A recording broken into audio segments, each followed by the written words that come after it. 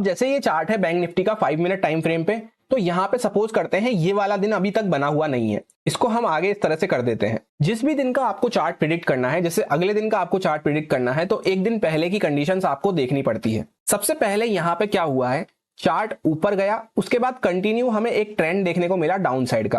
सो अगर यहां से किसी ने चार्ट को गिराया है तो यहाँ पे सेलर बैठे होंगे, उनका स्टॉप लॉस यहीं इसके ऊपर पड़ा होगा।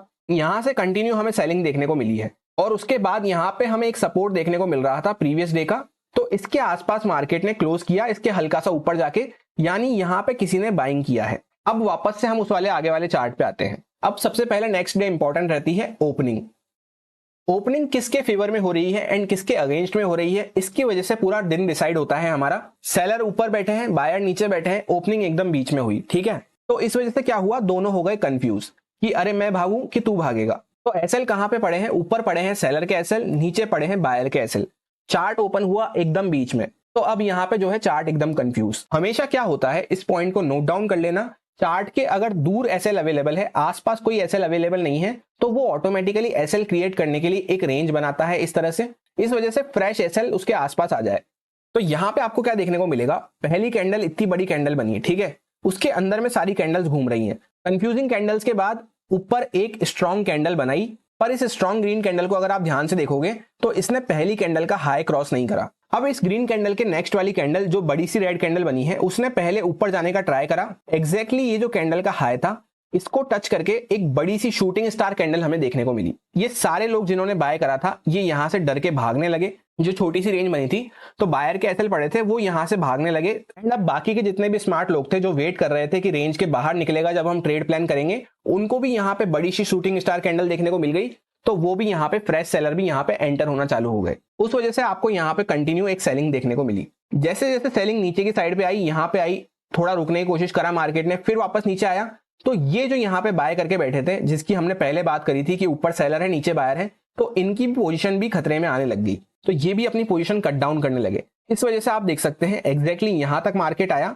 यहां तक हमें समझ में आ गया कि ये सारे जो बायर बैठे थे नीचे के, ये भी भाग चुके हैं एंड ये ऊपर के भी बायर भाग चुके हैं। अब जब यहाँ पे स्टॉप लॉस नहीं बचे, तो मैंने आपसे कहा था कि चार्ट नए स्टॉप लॉस क्रिएट करता है। जैसा मैंने आपको अभी थोड़ी देर पहले समझाया था कि अगर स्टॉप लॉस दूर है तो चार्ट वापस से फ्रेश स्टॉप लॉस क्रिएट करने के लिए रेंज वगैरह बनाता है। फाइनली यहाँ पे जब उन्होंने चौथी बार बाय करने की कोशिश करी, तो ये बड़ी सी जो रेड कैंडल बनी है, इसने सारी उनकी हिम्मत को चूर चूर कर दिया। आप खुद सोच सकते हैं कि अगर आपको यहाँ पे बाइंग करना है तो कितना ही अच्छा सपोर्ट हो। जब 4 बार आपकी हिम्मत टूट चुकी है और इतनी बड़ी रेड कैंडल बनी है, तो कौन ही यहाँ पे बाय करेगा। इसी बात का फायदा उठाता है चार्ट और इसी बात का फायदा उठाता है ऑपरेटर। जब यहाँ के सारे बायर निकल गए नीचे, सबकी हिम्मत को चूर चूर कर दिया, तो वापस यहाँ पे कुछ देर कंसोलिडेट किया। अब यहाँ पे लोगों को क्या दिख रहा है कि एक ब्रेकडाउन हो गया यार।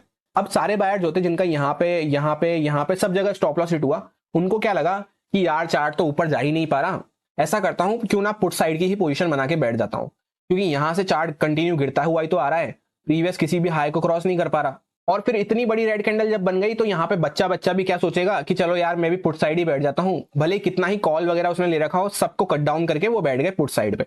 पर इस बात को वो भूल गए कि चार्ट जो है यहां से चलता हुआ आ रहा है, सेलर्स को ऑलरेडी अच्छा प्रॉफिट दिख चुका है, तो कहीं से भी वो अपना प्रॉफिट बुक कर सकते हैं।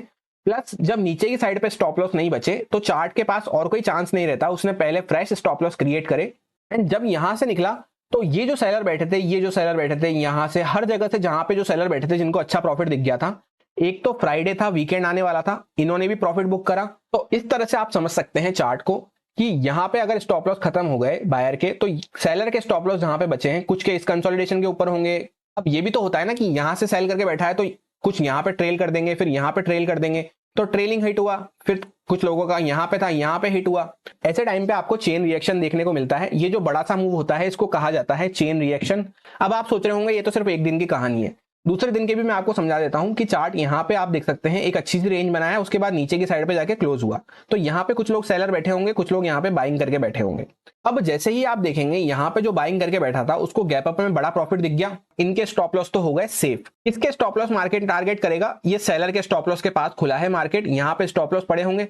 तो आप देख सकते हैं धीरे धीरे करता हुआ चार्ट पहले ऊपर गया, ये सारे यहाँ के स्टॉप लॉस खाली करे इस एरिया के, इस वजह से आपको यहाँ पे बाइंग देखने को मिली। उसके बाद जब यहाँ पे पूरा स्टॉप लॉस ये खाली कर दिया इसने, तो यहाँ पे जब स्टॉप लॉस बचे ही नहीं तो ऊपर जा ही नहीं सकता चार्ट। सिर्फ और सिर्फ 10 में से 1 या 2 बार आपको ऐसा देखने को मिलेगा कि जिस साइड पे स्टॉप लॉस नहीं है उस साइड पे भी चार्ट मूव कर रहा है। वो कब होता है वो आपको किसी और वीडियो में मैं समझाऊंगा, पर जनरली 10 में से 8 या 9 बार आपको ऐसा ही देखने को मिलेगा कि ऊपर के साइड के स्टॉप लॉस खत्म हो गए तो चार्ट वापस से नीचे की साइड पे आने लग गया। क्योंकि कहां पर है स्टॉप लॉस, यहाँ पर है स्टॉप लॉस। यहाँ पर किसी ने ट्रेल कर दिया होगा तो यहाँ आ गया होगा, किसी ने सोचा होगा कि यार यहीं पे इसने सपोर्ट ले लिया तो यहाँ पे ट्रेल कर दिया होगा, और कोई एकदम टाइटली ट्रेल कर रहा होगा तो इस बड़ी सी कैंडल के नीचे स्टॉप लॉस रख दिया होगा।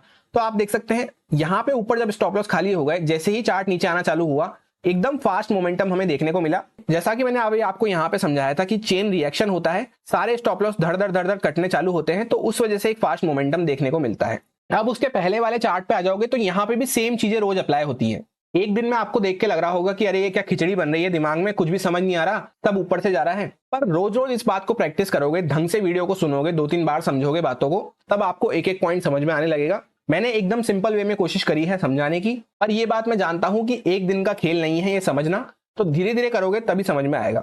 कोशिश ही नहीं करोगे तो फिर तो वही है रोज का रूटीन, मॉर्निंग में आओ, लॉस करो और चले जाओ। छोटा सा वीडियो था पर बहुत ही इंपॉर्टेंट पॉइंट थे। जिसको ये बातें समझ में आ गई उसकी ट्रेडिंग नेक्स्ट लेवल इंप्रूव हो जाएगी। जिसको नहीं आई है उसको कभी दोबारा किसी और वीडियो में समझाने की कोशिश करूंगा। इस वीडियो में फिलहाल इतना ही, मिलते हैं किसी नेक्स्ट वीडियो में।